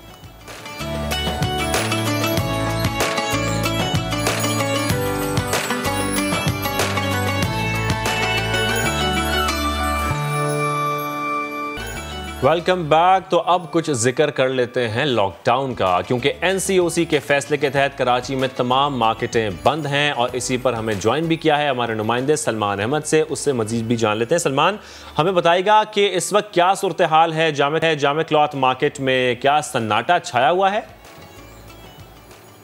शुएब, बिल्कुल यही सूरत हाल है और कोरोना वायरस के फैलाव को रोकने के लिए ये जो इक़दाम किए गए हैं, लॉकडाउन नाफिज किया गया है 16 मई तक। इसके तहत छोटी बड़ी दुकानें तमाम पर जो है वो ताले लगे हैं, जबकि जो बड़े बाज़ार हैं वो भी मुकम्मल तौर पर बंद हैं। मेरे अक़ब में भी आप देख सकते हैं कि ये जामा क्लॉथ की वही रोड है जो कि जहाँ पर इस वक्त रश लगा होना चाहिए था अगर कोरोना वायरस नहीं होता, या अगर सूरत हाल लोग जो है वो ख़ुद अपने हाथ से बाहर ना जाने देते। क्योंकि जब बाज़ार खुले हुए थे तो हुकूमत की जानिब से ये बताया गया था, बारहा कहा गया था कि एहतियात का दामन हाथ से ना छोड़ें, ये मास्क पहनें और समाजी फासला अख्तियार करें। लेकिन जो दुकानदार हैं उनको तो सिर्फ अपने कारोबार की लगी रहती है, वो सिर्फ अपने कारोबार में लगे रहे, वो अमल दरामद नहीं करवा पाए। जो शहरी हैं वो ना मास्क लगा कर आते थे, ना ही वो समाजी फायदे का ख्याल अख्तियार करते थे। यही वजह है जिसकी वजह से कराची में भी जो है वो जिस वक्त रौनकें होनी चाहिए थी, बिल्कुल सन्नाटा है। तमाम दुकानें कारोबार बंद हैं और ईद की ख़रीदारी मान पड़ चुकी है, बिल्कुल ख़त्म हो चुकी है। जी शुएब, ठीक है। अच्छा सलमान, आप जामा क्लॉथ की बात करें, लेकिन अगर हम ज़रा गलियों का रुख कर लें, जो तंग हमें गलियां नज़र आ रही हैं, यहाँ पे परचून की दुकान, दीगर जो दुकानें वो तो वैसे ही खुली हुई हैं, इस पर भी तो पाबंदी थी। यानी खिलाफ वर्जियाँ सिर्फ यहाँ तक नहीं बल्कि वहाँ पर भी हो रही हैं। बिल्कुल महक, यही सूरत हाल है। उसकी वजह यह है कि जो गलियां हैं उन गलियों तक जो इंतज़ामिया है वो नहीं पहुंच पाती। अलबत्ता जो इलाका पुलिस है वो वहां पर ज़रूर पहुंचती है, उनकी मोबाइल भी गश्त करती नज़र आती हैं, लेकिन सिर्फ दिखावे के लिए गश्त करती नज़र आती हैं। तमाम दुकानें कारोबार बिल्कुल सही कहा आपने, गलियों में खुले हैं, वहाँ पर ख़रीदारी भी जारी है और वहाँ पर समाजी फासले का ख्याल भी नहीं रखा जा रहा, मास्क भी नहीं पहना हुआ लोगों ने। लेकिन सरपरस्ती ऐसी है कि क्या वजह है ये सब जानते हैं, जिसकी वजह से वो दुकानें खुली रहती हैं और बाकायदा पुलिस वहाँ की मोबाइल वहाँ गश्त करती रहती है, लेकिन कोई रोकने वाला, यानी पुलिस की नाक के नीचे ये सब कुछ हो रहा है और ये अवाम के मुहाफिज हैं जिन्हें इक़दामात पर अमल करवाना चाहिए लेकिन नाकाम नजर आ रहे हैं, शायद इसलिए क्योंकि इनकी जेबें गर्म की जा रही हैं। सलमान, बेहद शुक्रिया आपका। तो जनाब, अब हमें प्रोग्राम में ज्वाइन कर चुकी हैं किरण नास। किरण डेली हमारे साथ होती हैं हराम खोरी के हवाले से, जो समा की स्पेशल कैंपेन है इस पर जो हम बात करते हैं, किरण उसमें हमारे साथ शामिल गुफ्तगू होती हैं। लेकिन आज हम बात करेंगे 27वें रोज़े की। बड़ा मुबारक रोज़ा है ये। आज के दिन पाकिस्तान मार्ज़ वजूद में आया। पाकिस्तान दुनिया इस्लाम में सिर्फ एक मुल्क है, एक वाहिद मुल्क है जो नज़रियाती हवाले से वजूद में आया। तहरीक पाकिस्तान एक नज़रियाती मिली तहरीक है जिसका मकसद एक आज़ाद मुमलिकत का क़याम था। दो कौमी नज़रिया दर हकीकत इस्लाम के अकायद और अमाल का नाम है। किरण, हमें रमज़ान में पाकिस्तान मिला, पाकिस्तान जैसा मुल्क मिला जिसमें हम आज़ादी के साथ रहते हैं। हमें रमज़ान में कुरान पाक मिला। बिल्कुल, रमज़ान में कुरान पाक मिला, रमज़ान में हमें आज़ादी मिली और ये एक बहुत बड़ा कनेक्शन है। इसमें अल्लाह रब्बुल जलाल की हिकमत नज़र आती है कि कुरान पाक भी है, रमज़ानुल मुबारक में पाकिस्तान भी है। पाकिस्तान यानी पाक लोगों के रहने वाला मुल्क, पाकिस्तान यानी मदीना सानी। तो इसी पर बात करते हैं। बहुत बहुत शुक्रिया आप दोनों का। तो नाज़रीन गिरामी, आज 27 रमज़ानुल मुबारक का दिन है। जो रात गुजर गई है यकीनन इबादतों, रियाज़तों, दुआओं, इल्तिजाओं में चली गई है, क्योंकि ताक रातों में भी सबसे ज़्यादा जो फोकस होता है वो मुसलमानों का 27वीं शब पर होता है, क्योंकि गालिब गुमान ज़ाहिर ये किया जाता है लैलतुल क़द्र की रात यही वाली रात होती है जिस रात तमाम आलिमीन के लिए कुरान करीम किताब अल्लाह नाजिल हुई है। इसी रात दुनिया को रहने का दस्तूर भी मिला है, इसी रात इंसानों को रहने का सलीक़ा मिला है, इसी रात तिजारत के उसूल मुकम्मल हुए हैं, इसी रात दुनिया को जीने का कानून मिला है। लेकिन इसी रात खालिक़े कायनात ने दुनिया फ़ानी में अपना परचम लहराने के लिए एक मुमलिकत को वजूद दिया है, और वो मुमलिकत कोई और नहीं है, मेरा आपका ये वतन अज़ीज़, ये प्यारा पाकिस्तान है। पाकिस्तान यानी पाक लोगों के रहने की जगह। पाकिस्तान 14 अगस्त 1947 को जब खुदादाद पाकिस्तान दुनिया के नक्शे पर नमूदार होता है नाज़रीन, तो वो रमज़ानुल मुबारक की 27वीं शब थी। अल्लाह की रहमत थी, फरिश्ते निदा लगा रहे थे, सारी कायनात पर नूर की बरसात हो रही थी। और यहाँ क्या हो रहा था? अल्लाह के बंदे उसके नाम पर बनने वाली रियासत का ऐलान कर रहे थे। किस खूबसूरती के साथ ऐलान हो रहा था, याद करवाती हूँ। क्या खूबसूरत ये अनाउंसमेंट थी कि पहले अनाउंसमेंट होती है कि आप हमारे अगले अनाउंसमेंट का इंतजार कीजिए और उसके बाद ये अनाउंसमेंट होती है। खूबसूरत, रोंगटे खड़े होते हैं। बेशक रोजे की हालत में लोग काफिले जौक दर जौक पाकिस्तान में आज़ादी के लिए आ रहे हैं, भूख प्यास की कोई फिक्र नहीं है। तो नाज़रीन गिरामी, तमाम ताकतें मिलकर भी पाकिस्तान को बनने से नहीं रोक सकी है, क्योंकि ये फैसला हक का फैसला था। अल्लाह फैसला सुना चुका था। हज़ारों रातों से अफजल रात में इस पाक सरजमीन का, इस किश्वर हसीन का ऐलान कायनात के चप्पे चप्पे पर हो गया था, जिसका वजूद जुमतुल मुबारक में साया खुदाए जुलजलाल में हुआ। उसके सब्ज़ हिलाली परचम के साए में हर मजलूम को सहारा मिलना था, जिसका साया जालिमों पर कहर बनकर नाजिल होना था। आज ज़रा गौर कीजिएगा, अब जो मैं बात करने जा रही हूँ कि आज हम इस वतन अज़ीज़ के साथ आखिर कर क्या रहे हैं। हराम की लानत इसकी जड़ों को खोखला कर रही है। रेडी वाले से लेकर इक़्तिदार के ऐवानों में बैठे हुए लोग हराम खाने में और हराम कमाने में मुलव्वस हैं। दीन इस्लाम के नाम पर आज़ाद होने वाले वतन के लोग अपनी जानों पर और अपनी मिट्टी पर हराम की लानत से कैसा जुल्म कर रहे हैं, जिसकी बात हम मुसलसल रमज़ानुल मुबारक में कोशिश की है कि आगाज़ से लेकर इख्तिताम तक ये बात करते रहें, अपने आप को भी समझाते रहें और आप लोगों को भी समझाते रहें। करप्शन की वजह से आज हमारा हाल ये है कि हम दर दर पर मांगने के लिए मजबूर हो गए हैं। रब के अता किए हुए मुल्क का निज़ाम चलाने के लिए भी हमें क्या करना पड़ता है जनाबे वाला, IMF के आगे हाथ फैलाने पड़ रहे हैं। इसमें सारा कसूर किसका कसूर है? सियासतदानों का? नहीं। क्या हम पाकिस्तान के लिए कोई मस्बत काम कर रहे हैं? क्या हम इनफरादी हैसियत में पाकिस्तान के लिए कुछ करने की कोशिश कर रहे हैं? क्या हम खुद रिश्वत लेने से इनकार करते हैं? क्या हम दवाओं से लेकर हर शय में मिलावट में मुलव्वस नहीं हैं? लेकिन मैं मायूस नहीं हूँ, हम इंशाअल्लाह ख़ुद को बदलेंगे। अपने लिए, अपनी आखिरत के लिए, अपने वतन अज़ीज़ के लिए, अपने मुल्क पाकिस्तान के लिए, अपनी औलादों के लिए। रमज़ान की आखिरी रातों में नाज़रीन गिरामी फ़ैसला कर लीजिए कि आज के बाद हम वो करेंगे कि जिसका अल्लाह रब्बुल जलाल ने हमें हुक्म दिया है, और हर उस बुराई से पाक रहेंगे जिससे अल्लाह ने हमें रोका है। हम रोल मॉडल बनेंगे, जो कि हमें बनना है।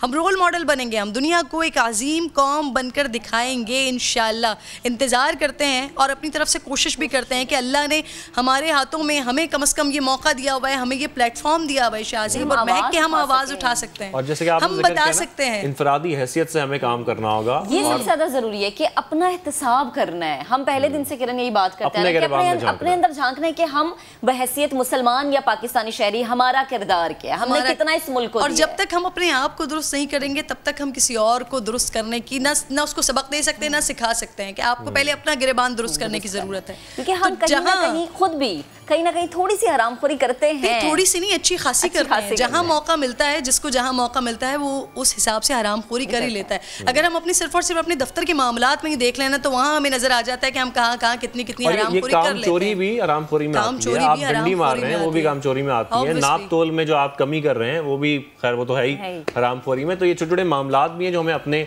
बेहतर करने की मुझे लगता है छोटे मामलात अगर दुरुस्त हो जाएं तो बहुत बड़ी बड़ी खराबियां खुद ब खुद ठीक हो जाएंगी। ऑब्वियसली होता ही यही है कि छोटे मामलात, ये छोटे छोटे धब्बे होते हैं ना जो एक बड़ा दाग बना देते हैं। तो ये छोटे छोटे धब्बे जब धुलेंगे, साफ होंगे, तो फिर ये बड़ा बदनुमा दाग जो हम पर लगा हुआ है वो भी इंशाल्लाह खत्म हो जाएगा। और हम दुआ उम्मीद करते हैं कि जो हम काम कर रहे हैं, जो लेकर चल रहे हैं, उसमें अल्लाह हमें कामयाबी दे। आमीन आमीन। और जो ये हमारे प्लेटफॉर्म से एक आवाज़ उठी है ना जिसमें हम हरामखोरों को बेनकाब करते हैं, अल्लाह करे कि हमारी ये कोशिश और ज़्यादा रंग लेकर आए, लोगों को कुछ ना कुछ सबक मिले कैमरे के उस पार, लोग अपने घरों में बैठी टेबल पर सवाल करें अपने बाप से, अपने भाइयों से कि खिलाने वाला निवाला जो है क्या वो हलाल है या हराम है। आगे बढ़ते हैं।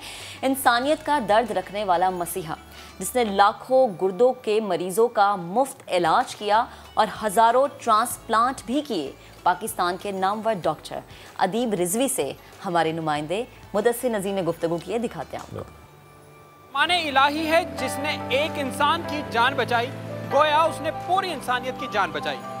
जी हाँ, हम बात कर रहे हैं उस करिश्मा साज मसीहा की जिसने एक नहीं, दो नहीं, हजार नहीं, बल्कि लाखों गुर्दों के मरीजों की जान बचाई। आज हम डॉक्टर अदीब रिजवी से उनकी ज़ाती ज़िंदगी के बारे में जानेंगे और कोरोना की मौजूदा सूरत हाल के बारे में भी उनसे बात करेंगे। आइए उनसे मिलते हैं।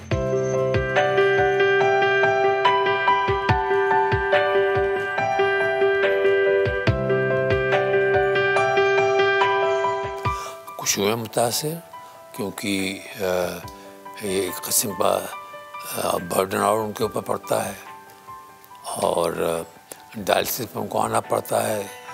अगर फेल होने लगते हैं गुर्दे उनके, तो इससे फ़र्क तो पड़ता है उनके ऊपर। तो गुर्दे के मरीज़ को इस वबा में कितनी एहतियात करनी चाहिए? उनको देखिए, एहतियात जो गुर्दे के मरीज़ जिनका ट्रांसप्लांट हो चुका है या ट्रांसप्लांट नहीं हुआ है, जिनका ट्रांसप्लांट नहीं हुआ है वो डायलिसिस पाते हैं और रेगुलर डायलिसिस उनको करवानी चाहिए, छोड़नी नहीं चाहिए। और एहतियात ज़्यादा होनी चाहिए और कि इन्फेक्शन से ना हो उन्हें। सर माशाल्लाह इतनी बड़ी कामयाबी मिली आपको और इसका सारा सेहरा यकीनन आपके सर जाता है, तो क्या आप तो एक सेकंड रुक जाएं।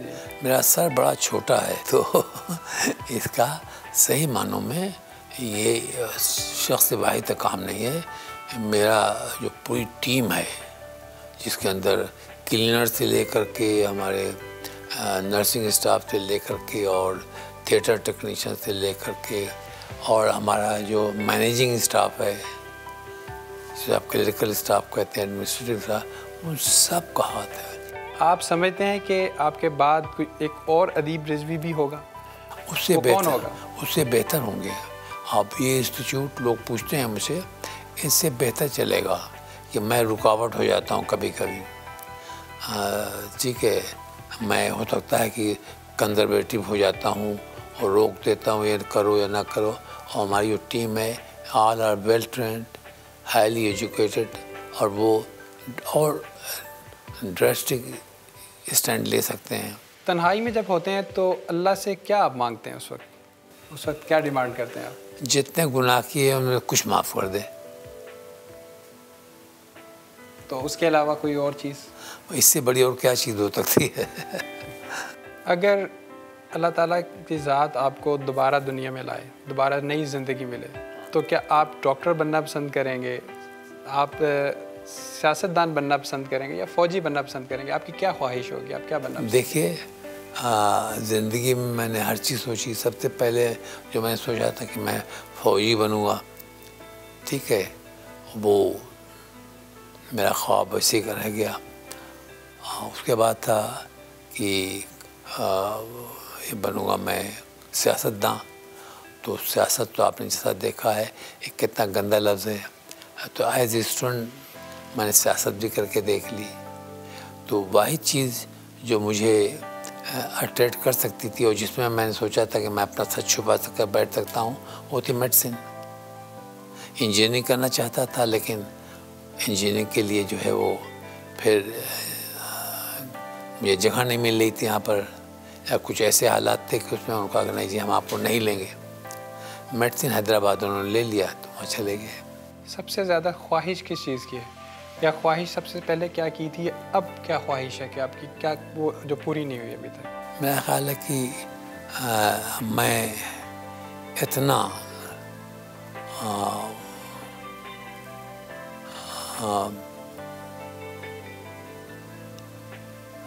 भूखा रहता हूँ कि हर चीज़ की ख्वाहिश कर लेता हूँ, और फिर मैं उसमें छाट नहीं सकता किस चीज़ को मैं ज़्यादा चाहता हूँ, किस चीज़ को कम चाहता हूँ। तो कभी आपको अपना प्रीवियस याद आया, यूनिवर्सिटी लाइफ? क्या आपको यूनिवर्सिटी लाइफ में किसी से मोहब्बत हुई थी, या आपकी कोई ऐसी मोहब्बत जो पूरी नहीं हुई, जैसे पा नहीं सके आप?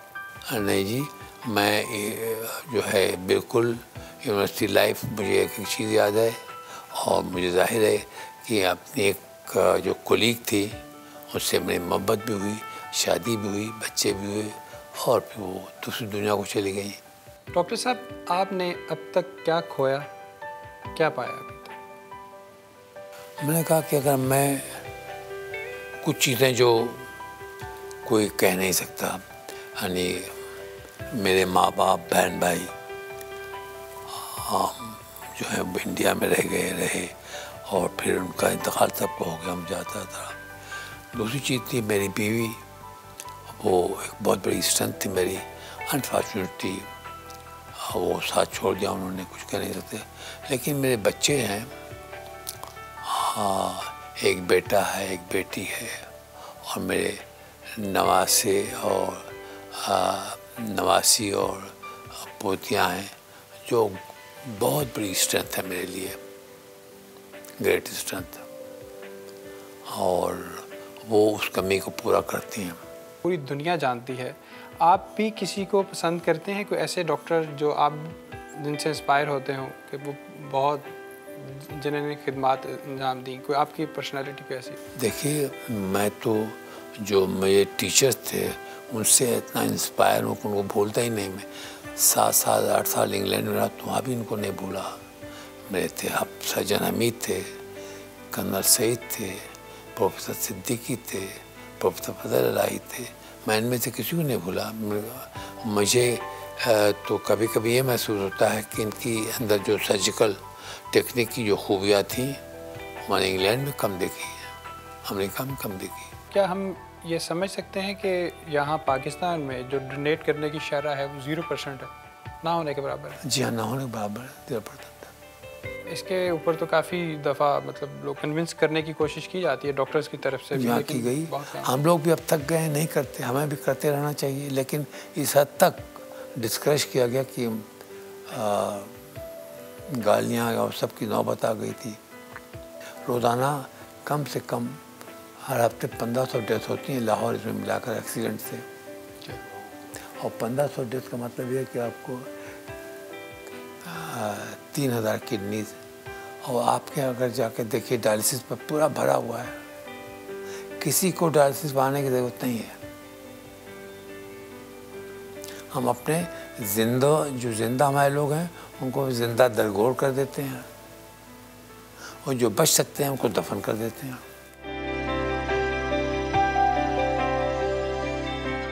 डॉक्टर अदीब रिजवी साहब हमारे कौमी हीरो हैं। लेकिन इनकी सबसे अच्छी बात यह है कि इतनी बड़ी शख्सियत होने के बावजूद ये खुद को आम आदमी समझते हैं। तो इंसानियत का दर्द रखने वाले अदीब रिजवी ये गुफ्तगू कर रहे थे। उन्होंने ये भी कहा, और ये बड़ी अहम बात है, ये आगाही की बात है, कि एक हफ़्ते में तकरीबन 1500 अफराद का एक्सीडेंट होता है जो इसमें अपनी जान खो देते हैं। अगर वो अपने गुर्दे डोनेट कर देंगे, अतिया कर देंगे, तो कई और लोगों की जान बच सकती है। तो हमें इस बारे में सोचना होगा। ये डॉक्टर्स हमसे अपील करते रहते हैं, लेकिन अभी हम यहाँ पर लेंगे एक छोटी सी ब्रेक और उसके बाद दोबारा आते हैं कुछ नई स्टोरीज़ के साथ।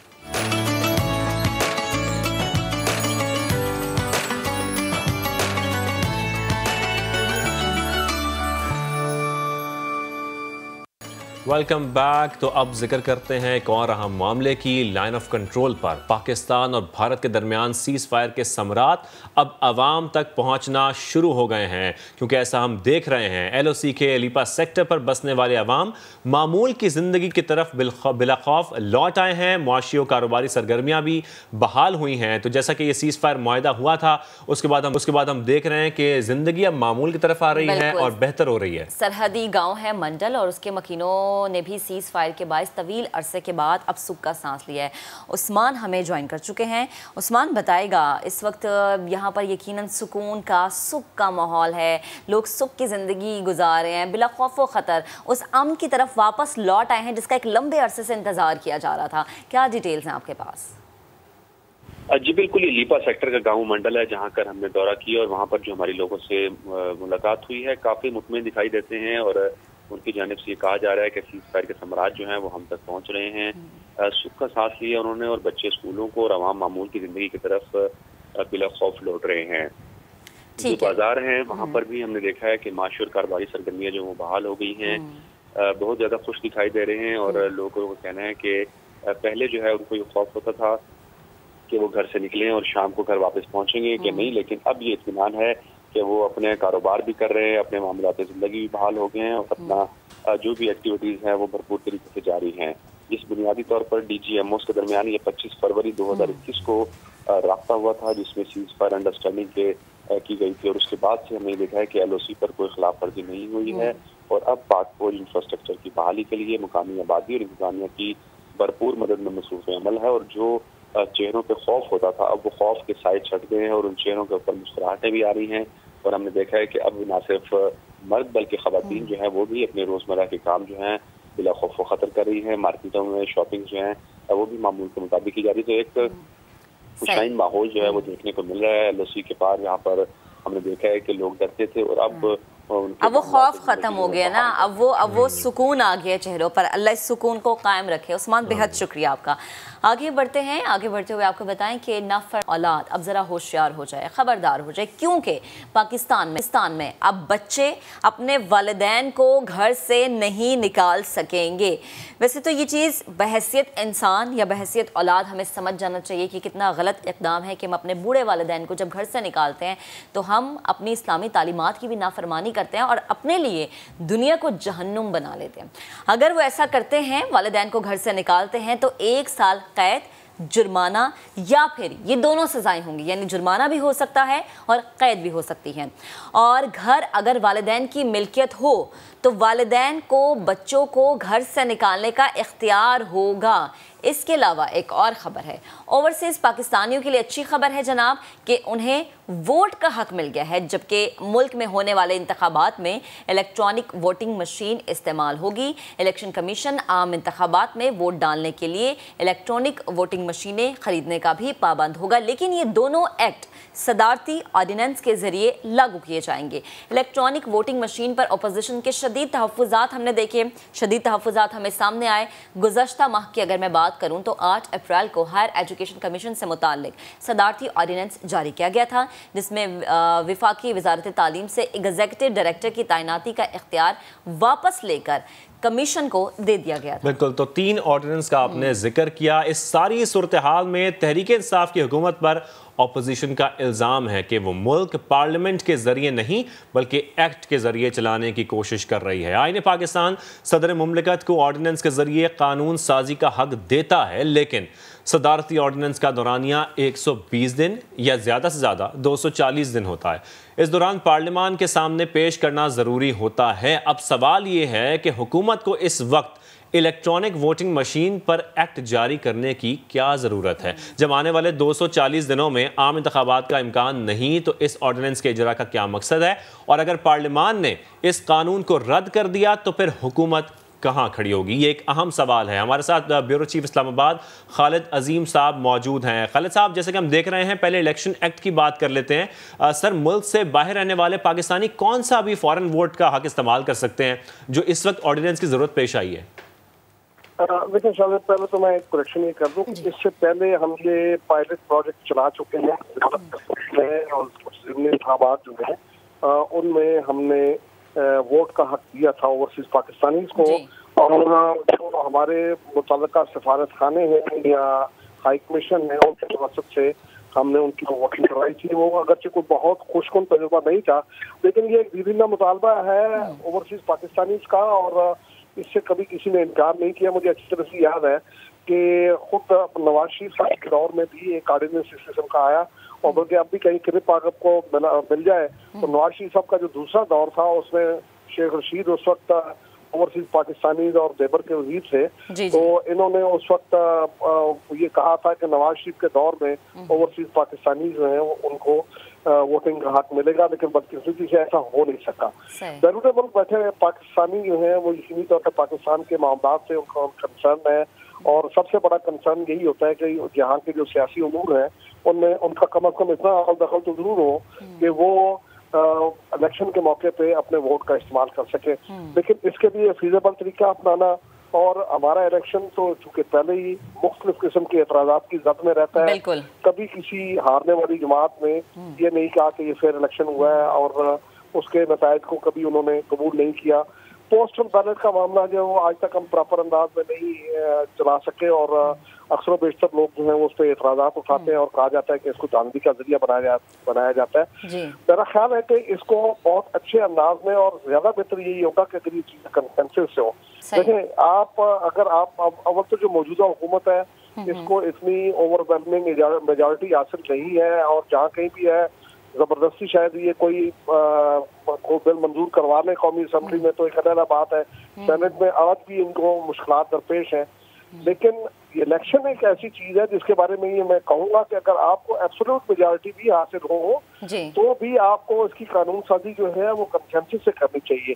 तो ये तमाम के तमाम स्टेक होल्डर्स हैं, कल इन्होंने इंतखाबात में जाना है, और अगर आप ऐसे रूल्स ऐसे कवानीन बना देते हैं जो काबिल कबूल नहीं है सबके लिए, सब उस पर मुत्तफिक नहीं है, तो फिर वो एतराज़ात का तुमार जो है वो बांधते रहेंगे और एक तूफान उठ खड़ा होगा। बिल्कुल तो खालिद साहब, कता कलामी की माजरत, हमने देखा कि ओपोजिशन के इस पर एतराज़ात भी सामने आए। मुझे ये समझाइएगा कि अगर पार्लियामेंट इस एक्ट की मंजूरी नहीं देता तो फिर गवर्नमेंट कहाँ खड़ी है? देखिए जी, ऑर्डिनेंस को 120 दिन के अंदर अंदर पार्लियामेंट के दोनों ईवानों से मंजूर होना जरूरी है। अगर कोई गवर्नर ऑर्डिनेंस जारी करता है तो वो 90 दिन में होता है, लेकिन कौमी असम्बली और के साथ यहाँ सेनेट भी, इसलिए यहाँ पे 120 दिन की मोहलत है। तो उसमें यकीनी बात है कि अगर वो पेश भी नहीं होता या वहाँ से मंजूर नहीं हो सकता तो वो लैप्स कर जाता है। और ऑर्डिनेंस अगरचे एक आइन प्रोविजन है, लेकिन ये कभी पसंदीदा चीज नहीं समझी जाती, और उसकी वजह ये है कि ये इसको किसी इमरजेंसी में तो आप इस्तेमाल कर सकते हैं, लेकिन पार्लियामेंट मौजूद हो तो और उसके सेशन भी चलते हो तो फिर ये ऑर्डिनेंस का जो सहारा है इसको कोई पसंद नहीं किया जाता। इससे पहले अदालतें जो है वो भी इसको डिस्करेज कर चुकी हैं, लेकिन मौजूदा हुकूमत जो है वो मैं ये समझता हूँ कि अपना वो इतना लाइजान नहीं बना सकी आज तक अपोजिशन के साथ कि वो इस किस्म के जो कवानीन हैं उनकी के लिए उनका, और फिर बाज़ औक़ात तो यूँ महसूस होता है कि हुकूमत जो है वो अपने लिए कसरे शान समझती है इस बात को, या उनको ये कह के वो कब है जो भी है भाई इस वक्त पार्लियामेंट में बैठे हुए हैं, आपने उनके साथ मिलकर ही मामला को आगे बढ़ाना है। और मैं फिर जोर दूंगा कि इलेक्शन के जो कानून है वो इसके बगैर गुजारा हो नहीं सकता। इलेक्शन एक्ट 2017 हमारे सामने है, उसमें 8 कवानीन को यकजा कर दिया गया था और तमाम जमातों पे मुश्तमिल कमेटी वो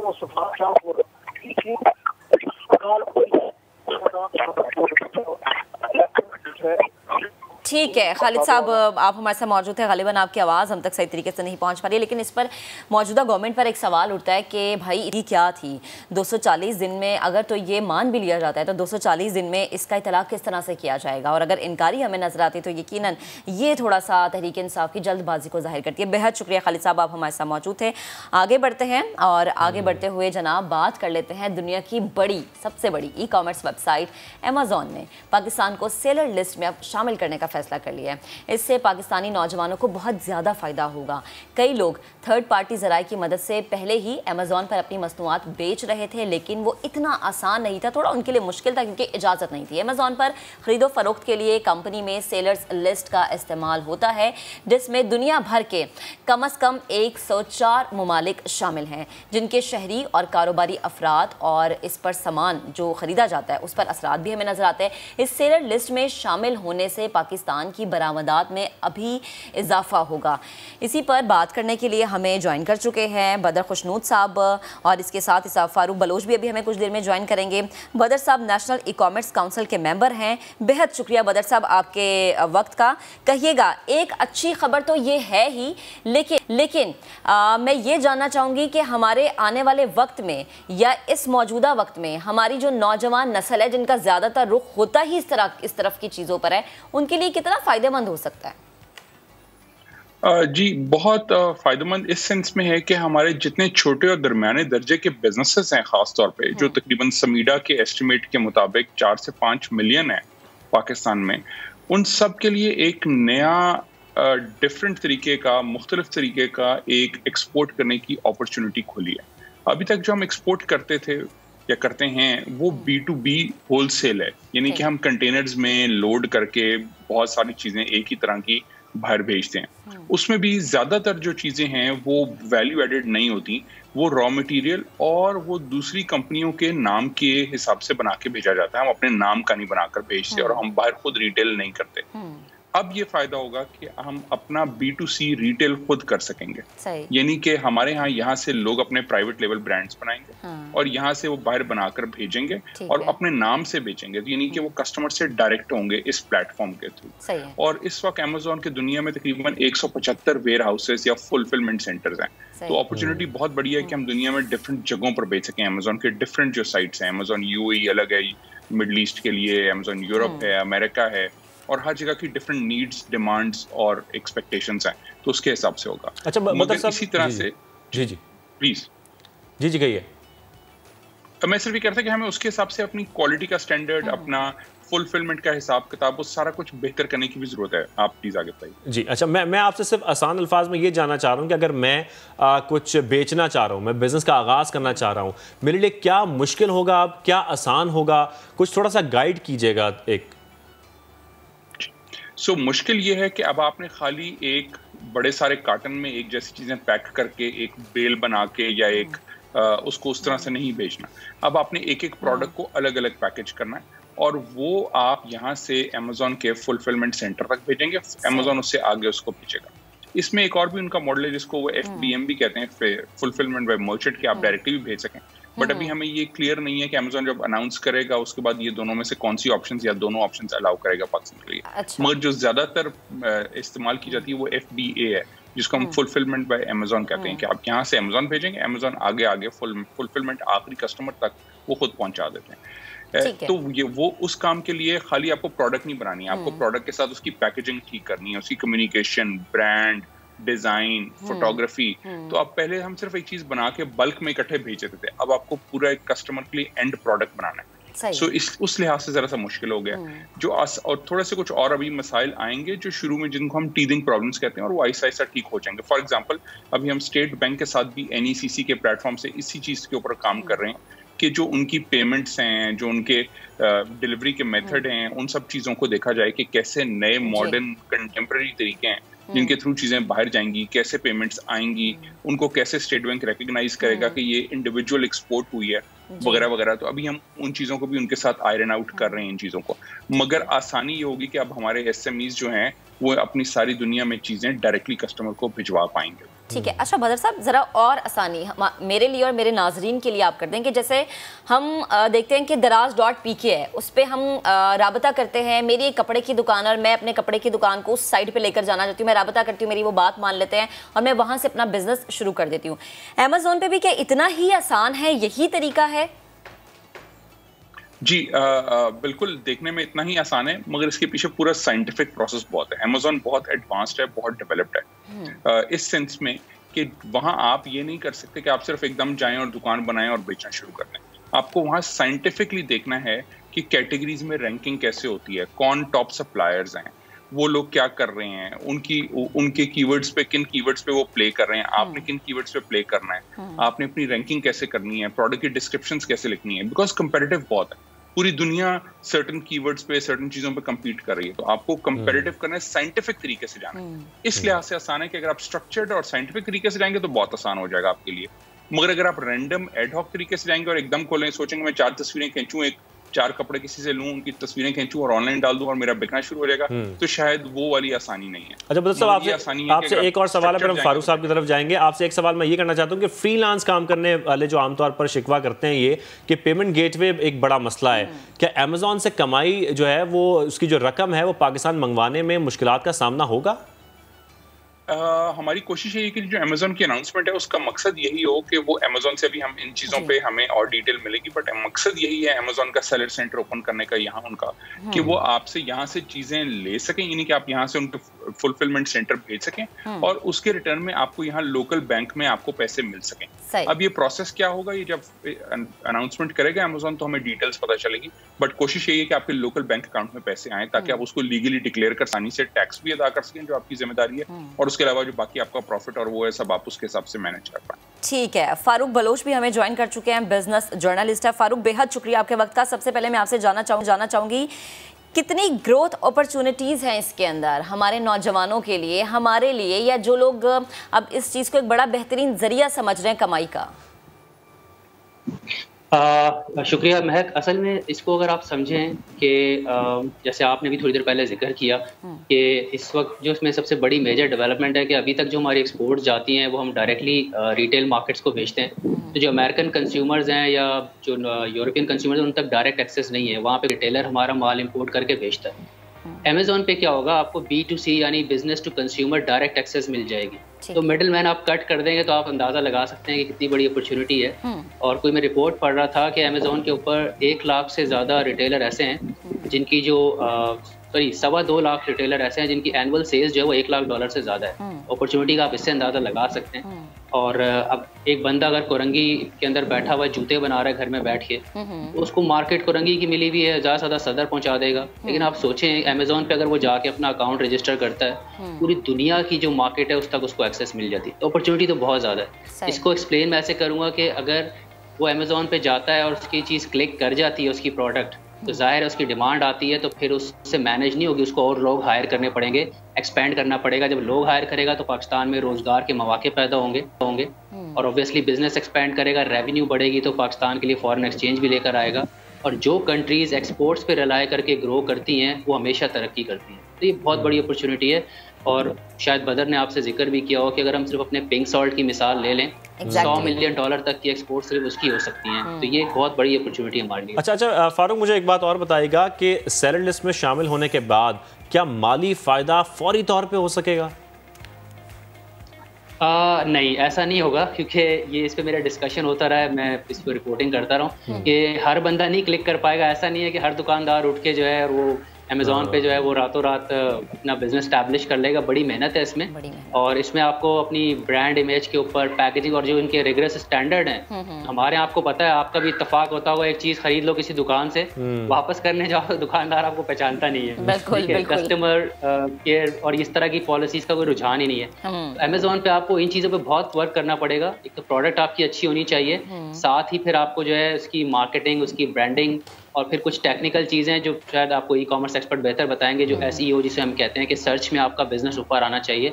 तो टाइम लगेगा, लेकिन हम ऑलरेडी 5 साल मैं समझता हूँ कम से कम लेट हैं, 5 से 10 साल। तो बहुत पहले हमें चले जाना चाहिए था, लेकिन बहरहाल we don't want to be left out. अब फाइनली अगर अमेजोन पे आ गए, अभी शुरू होंगे तो मे बी 4-5 साल में शायद हम ऊपर आ सके उन कंट्रीज में जो अच्छा बिजनेस कर रही है अमेजोन पे। और एक छोटी सी मिसाल यहाँ मैं दे दूँ आपको कि ये जो हमारा पिंक सॉल्ट है ना, इसको अगर हम क्रूड फॉर्म में बेचते हैं तो हमें आधा टन के जो है तकरीबन $16 के करीब मिलते हैं। इसी को जो लोग इंपोर्ट करते हैं और फिर इसको वैल्यू एडेड प्रोडक्ट में कन्वर्ट करते हैं, इसकी क्यूब्स वगैरह बना देते हैं, वो बेचते हैं। वो तकरीबन 200-250 ग्राम का क्यूब होता होगा, उसके भी $16 मिलते हैं। तो कितना फ़र्क है आप सोचें। तो ये आपको वैल्यू एडिशन की तरफ जाना पड़ेगा, तो फिर आप इससे फ़ायदा उठाएंगे, लेकिन थोड़ा टाइम लगेगा, फ़ौरन नहीं होगा। थोड़ा टाइम दरकार है, अब थोड़ा इंतजार और कर लेते हैं। इतना तो कर ही लिया है। बदर साहब, आप मुझे ज़रा बताएगा कि पाकिस्तान पहले सेलर लिस्ट में शामिल क्यों नहीं था, इतनी ताख़ीर क्यों हुई? क्या हमारे इक़दाम, हमारी पॉलिसीज़ उतनी स्ट्रॉन्ग नहीं थी जितनी अब हो गई हैं? जी, कुछ ज़्यादा वजूहत हो सकती हैं। ये हमारा अंदाज़ा है, क्योंकि डिटेल कभी अमेज़ॉन ने पब्लिक नहीं की, बट 2013 तक अमेज़ॉन में अलाउड था पाकिस्तान, और आप यहाँ से रजिस्टर कर सकते थे। मगर हमारा अंदाज़ा ये है कि हमारे कुछ सेलर्स ने, बहुत सारे सेलर्स ने गलत चीज़ें भेजी, जो लिखा वो नहीं निकला, वगैरह वगैरह। क्वालिटी पे फोकस नहीं किया, यही समझा कि कोई बात नहीं, एक यूज़र आईडी है, बना लेते हैं, गलत चीज़ चली भी गई तो क्या होगा, कौन पकड़ेगा। मगर अमेज़ॉन का तरीका, जिस तरह अभी फारूक ने बात की, वहाँ कंज्यूमर, एंड यूजर जो बायर है, वो डिटर्मिन करता है कि आपकी चीज सही आई है कि नहीं। अमेज़ॉन तो जो चेक रखेगा वो बेसिक चेक्स होंगे। अगर कंज्यूमर ने कह दिया कि जो मैंने मंगवाया था वो नहीं निकला, तो अमेज़ॉन उसके कमेंट को सबसे ज्यादा रैंक करेगा और उसकी बेसिस पे आपकी रेटिंग होगी एज अ सेलर, और उसकी बेसिस पे आपकी रेटिंग को की अगर ज्यादा गिर गई तो ऑटोमेटिकली आपको निकाल देंगे फ्रॉम द सेलर सेंटर। तो उसकी वजह से शायद एक रीजन वो थी। और अब एक और फायदा ये हुआ है रिसेंटली कि जो 2019 अक्टूबर में पाकिस्तान की पहली ई कॉमर्स पॉलिसी आई, और उसमें क्लियरली ये एक पिलर था कि ग्लोबल कनेक्टिविटी का, जिसके अंडर मिनिस्ट्री ऑफ कॉमर्स ने इसको फॉलो अप किया। सो एक वो प्रॉपर स्ट्रक्चर्ड तरीके से चलने से, दोबारा बात करने से आई थिंक हमें फायदा हुआ है कि दोबारा हम।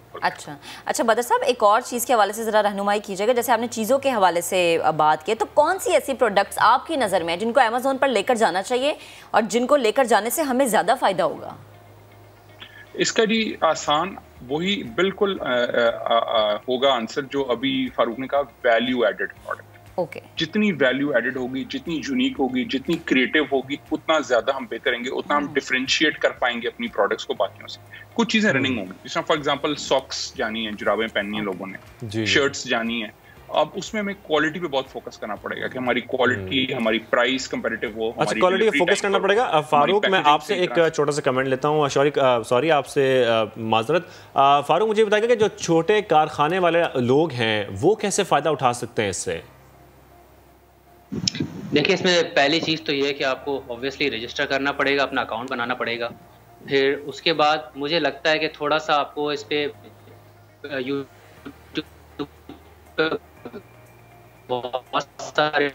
अच्छा, आप शायद फारूक की आवाज़ भी थोड़ी सी कट रही है। आंसर भी बदर से ही ले लेते हैं। जी, बदर साहब आप बताइएगा, जो सवाल है हमारा कि छोटे कारखाने जो वाले जो हैं वो कैसे फ़ायदा उठा सकते हैं, जल्दी से बता दीजिएगा।